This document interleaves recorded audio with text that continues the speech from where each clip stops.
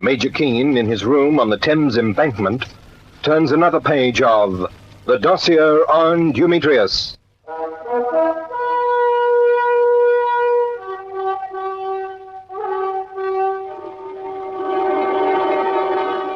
Eustace Manningley kept his appointment that night, kept it to the minute, at the third lamppost from the corner of Brand Street and Bowler's Lane down near the docks by Bow. We knew Dumetrius was hiding on one of the 32 ships tied up in the vicinity of Cork Street, and we were trying to pin the exact ship down to one of half a dozen or so before we moved in. So, in addition to scores of yard chaps and some of our own, I'd had Eustace Manningley hanging about the docks, because Manningley was the one man who knew the face of every black market pole in London. Then I heard from him. I was to meet him at 11:30 in Bowler's Lane.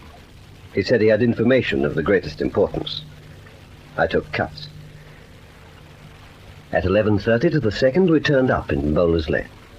Manningley was leaning against the third lamppost. From our car, we could see him across the wet cobblestones, with the old warehouses looking down from their blind, boarded-up windows on either side. Only one of the windows wasn't blind. I got out of the car and crossed the street to Manningley. Cuts had driven up on the other side. Manningley just leaned there. I heard a ship coming up the river in the fog. Manningley was dead, tied to the post so that his feet stood flat on the ground. The fact had barely penetrated when Tom Cut's sixth sense came into play. Look out! Down the ground! Get behind him! Where are they? Top window on the other side. Stay behind Manningley. They're in the warehouse. Get back to the car. I'll come. You get back to the car. Nothing doing. I'm going in after them. Don't be a fool. Get this knife open. I'm cutting Manningley down and taking him across in front of me. Are you all right? Yes, first one got me, left arm. Yeah, make a run for it to the car, sir. Leave this to me. You'll have no cover if I take Manningley. And that's about the time it took. Perhaps 20, perhaps 30 seconds. Cuts went across Bowler's Lane, holding Manningley before him. I tried to stop him, but into the warehouse he went. Bowler's Lane was silent again. The ambush had failed, and they weren't staying to fight it out. I'd been right the night before. It had been Eustace Manningley I'd heard cry out in the fog, and Dumetrius had made use of him. He'd never inform again, I told myself, but I was wrong. Murderous, flaming jackals. That's what they are. Couldn't even come into the open to shoot you in the back. Hey, and using a ruddy corpse for bait. Shut up, Cuts. Let's get to a phone. Not till I've had a look at that arm. No, it's not so much. Phone's all right. I'll be all right so long as I hang on to this artery. Now get into the car and let's find a phone at the double. Hey, sure you can hang on? Yes, yes. Do as I say. There's a good chap. Open the door and give me a hand in. What about Manningley? Your friend's chaps can pick him up. No, get him in the back now. Oh, is it? Wow. Never thought I'd be sorry for Eustace Manningley, sir. All set? Here we are. In you get, Major. Shall I tie your arm up till you get to a doctor? No, let's get to a phone.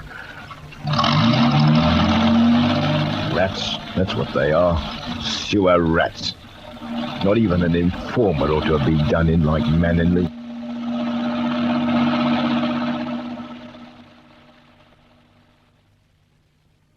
I heard the shots.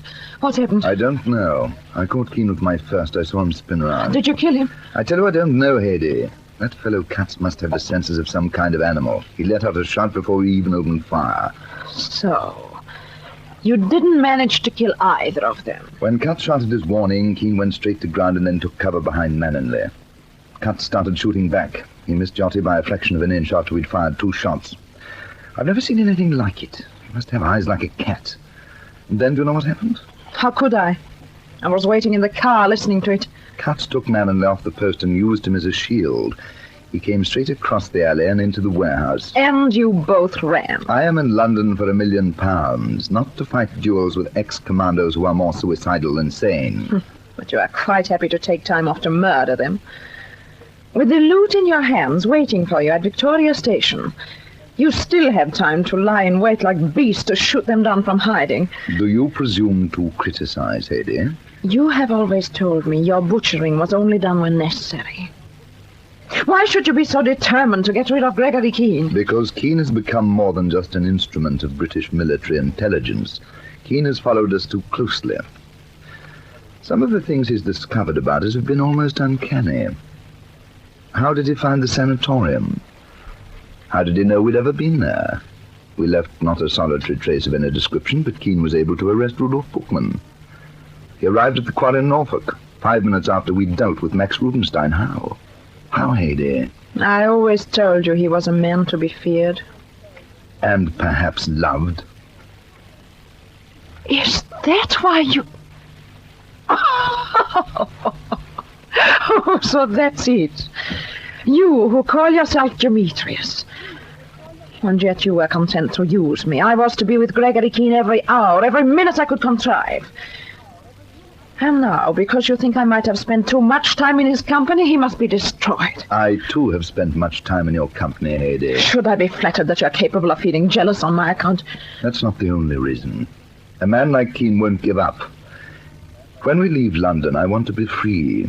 I have no wish to be sitting on a terrace in Buenos Aires to turn around one day and see Keene standing behind me. You're afraid of him. I am afraid of nothing. You, above all people, should know that, Haydée. And I'm allowing you the latitude of this conversation because we've come to the end of the road. We've only to collect the loot from Victoria Station and go. And since we seem to have failed in our attempt to dispose of Keene, it's interesting to observe your reaction to it. Then have my reaction. I'm glad. I'm glad he's alive. Do you hear me? I'm glad. If you screech any louder, they'll hear you at St. Paul's. I suggest you forget this scene, but bear in mind that one's not made of forbearance. I have achieved a remarkable feat. Single-handed, I built up an organization here in London, working from Berlin under the very nose of British intelligence itself. I came here unmolested. Despite every effort they've made to pull me down, and despite every misfortune, tomorrow I shall carry off a huge hoard of currency. I can afford to be generous. You'd better keep your generosity till you return from Victoria with the loot. And I shall. The ship sails tomorrow with the tide. We leave tomorrow also. I hope you won't be too surprised when you learn of our final plans, Haydée. Since Keene knows we're on one of 32 ships, we'd be fools to stay on board much longer, wouldn't we? Good night, my dear. I'll leave you to dwell on your memories of Gregory Keene. Rest assured you'll never see him again. Well, how does the arm feel, Major? A bit stiff. I'm darn lucky. What the deuce made you yell back there in Bowler's Lane? Well, that I can't rightly say, sir. Just had a sort of feeling like. If I hadn't jumped to it, they'd probably have scored a bull. As it is, all they did was bore a neat hole through the muscle, and that doctor chap says it'll be as good as new in a couple of weeks. Oh, did you get on to Frayne and Colonel Fentress? Yes, sir. Inspector Frayne's on his way to the docks to have a look around those warehouses. See if he can find which way they went. And Colonel Fentress is on his way here to the flat now. And what about mending his body down in the car? Oh, there's a police ambulance coming to pick him up and a constable standing by. All right. Let's get down there before it arrives. Get down where, sir? Down to Manningley, of course. Oughtn't you to take it easy for a while, sir? You lost a fair bit of blood, you know. I told you 10 times, Cuts. I feel perfectly all right. But what do we want to poke about Eustace Manningley for? He can't tell us anything now. He can't tell us anything. But there's just a chance Dumetrius might. Oh, I'm sorry, sir. You're a bit ahead of me. Perhaps I know Dumetrius better. Manningley was arranged on the post in Bowler's Lane for my benefit, wasn't he? I have an idea it was a temptation Dumetrius couldn't resist. Come on, after you. Oh, and, Cuts, thanks for that shot of warning. I was a sitting shot. That's all right, sir. Your turn next time.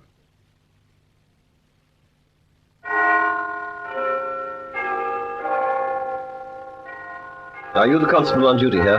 Yes, sir. I want to go through the chap's pockets. The ambulance will be here in a minute, but I don't want to have to traipse along to the morgue. Oh, that's all right, sir. Do your stuff, Cuts. I'll get in the front. You can give him a hand if you like, Constable. Yes, sir. Try the pockets of his jacket first. Get around the other side of the car. There's a wallet here, Major. There. Cigarette case, the bullet hole through it. One that was meant for me, eh? Yeah. And a couple of bills, it looks like. Oh, what's the lot from the inside pocket? Left hand outside one. Empty. Right hand is lighter. Must have been money in informing. Looks like gold. Is that the lot? And there's only a handkerchief in his top pocket. Huh? Hello. What's this? Little scrap of paper, sir. I can't see too well. Give it to me. Well, will you listen to this? Get out of the car quickly.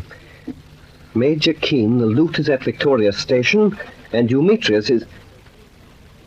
It ends there. Oh, chase me, Aunt Fanny. How could that get into men? It's scented and in a woman's handwriting. Cuts this could only have come from one person. Hayley Bergner.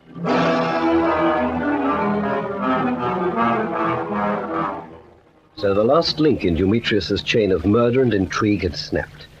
Hayley was making her final desperate effort to betray him and perhaps save herself. That was something I never knew. The motives that prompted her to turn away from the course she'd pursued for so long. But her motives didn't matter. We were on our way to Victoria. At that stage, there were just 72 hours to go.